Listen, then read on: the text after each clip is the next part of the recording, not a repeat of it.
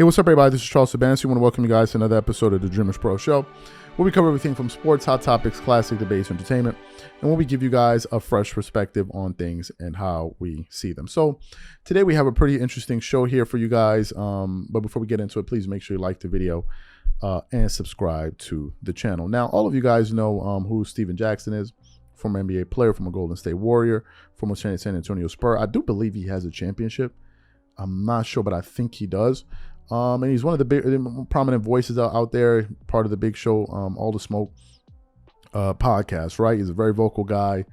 He's one of these guys that calls it down the line. And funny enough, when he first came on television, at least when I first saw him, I liked some of the positions he used to take, because he used to call it straight down the line, and he didn't really like to mince words or whatever it is. I think as time has gone on, maybe he's kind of gotten a little bit more, not politically correct, but he's kind of watching a little bit more what he's saying. But back then, man, especially when it came to basketball related stuff, Steven Jackson will call it straight down the line. Now, we all know that Ja Morant is dominating the headlines right now for all of the wrong reasons, unfortunately.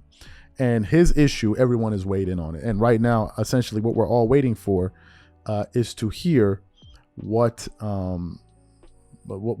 punishment Commissioner Adam Silver's and the NBA is going to give Ja Morant in terms of a suspension. Some people are talking 20 games. Some people are talking half a season. I think, Chris Mad Dog Russo yesterday said half a season, right? And then, of course, you have some people coming up with some idiotic points, pointing out what Ron Artest did, what this guy did, what the other guy did, as if this is something, isn't something on its by itself, like it's something new. Right, when you have a face of the NBA doing something like that, but they're trying to do all that. Understand? Well, did he do this? Did he do that? Did he break the law? People just basically trying to play stupid on a very, very rudimentary, straightforward conversation.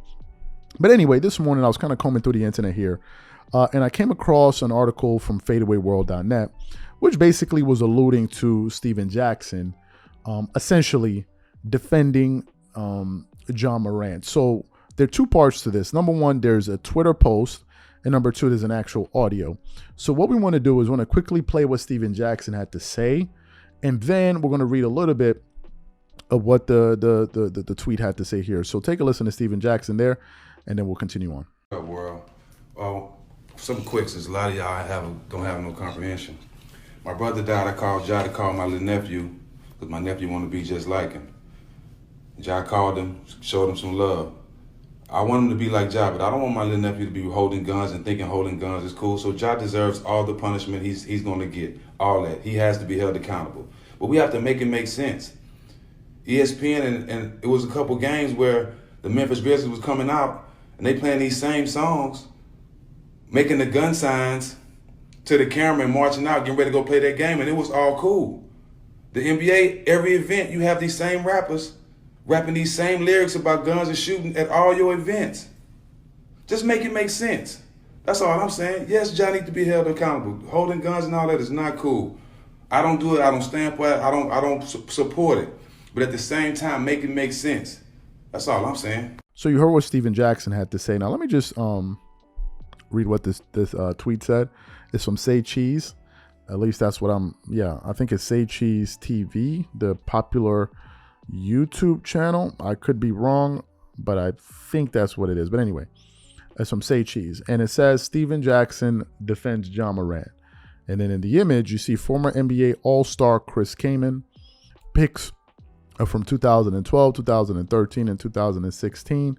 Wasn't suspended a minute of a game, and then they put selective outrage, and then Steven Jackson then wrote, "It's cool when they do it. It's a prob when I do it. Wrong is wrong, but hey, if you 23, rich and black, you dead wrong," right? So, and then he kind of gave his take on the matter. So here's my reaction to what he had to say. Number one, I was unaware that Chris Kaman at the time did that, right? And I think the majority of us were unaware of that, which is an aspect to this particular story. Because Chris Kaman was not the player or the star that Ja Morant is. No one was ever saying Chris Kaman was going to get his own signature shoe. No one was ever saying that Chris Kaman is one of the faces of the NBA. So Chris Kaman did not have the level of popularity that Ja Morant has. And as you know, the NBA markets his game through its stars. So that's number one. So I'm not surprised that I never knew that this even happened, right? I'm not surprised at that because I didn't know that. Number two, in the case of Ja Morant is in the day and time of social media, right? Where you have all of these social media platforms. So if anything happens, it can be pretty much, published and the entire world can see it. And literally that's what even happened with the latest video he was in. Somebody was watching it, and I think it was a live that had less than 1,000 people in it. Somebody kind of screen grabbed it, and the next thing you know, they posted it online, and boom. Just like that. It spread like wildfire. If some person in that live stream didn't record it, we would never know. So it's a totally different day and age where things can catch like wildfire, and all of a sudden, it's all over the place. Now, the question is, does Steven Jackson have a point that maybe there's a double standard? Well, I never considered that until he said it. They're like, well, is there a double standard? Is Ja being punished unfairly, right? Are they coming down on him more than they would another person, maybe of a different complexion? And the answer is, I'm not sure. And the reason why I'm not sure is simply because because I'm looking at the character of the league. For me to say that, yes, Ja's being punished because of his color, then I would have to now look at the character of the NBA. And when you look at the character of the NBA, I find it very difficult that the NBA is being racist. Number one, because of a lot of its political stances. You saw that during the George Floyd thing in the NBA bubble. They were wearing different slogans on the back of their jersey. Now, some people say, well, maybe the NBA was pandering, but nevertheless, they did that, right? They did that. So a league that's racist, for them to do that, it doesn't really coincide with that particular action that they took in the past. That's number one. Number two, if you think about the faces of this league over the years, most of them have been black. You think of, obviously, you have Magic Johnson, you have Larry Bird at the time, but of course you have Michael Jordan, you had Kobe at the time, you have LeBron James, and Ja Morant was one of them, right? So I find it hard to kind of believe that the entire NBA is racist when they market African-American or black athletes, however you want to call them. That's also a bit hard. And number three, I believe that the league gave Ja Morant a slap on the wrist the first time. They gave him some leeway, right? So I think if they really wanted to punish him, they would have come down hard on him. And in the case of Chris Kaman, if I'm not mistaken, I believe he was like a hunter or something like that. I think he was some type of hunter or something like that. But I don't know, right? I'm not dismissing Steven Jackson's point because he brings up a very, very interesting point, again, that I did not consider, right? And I can't say, I don't know. I don't know if I can't look at the NBA and say, or look at a particular person and say they're racist because I don't know them. So all I have to go off of is their actions and the things that they say. And if I'm going off of those things, then I find it hard to believe. But I could be wrong, right? I could be wrong.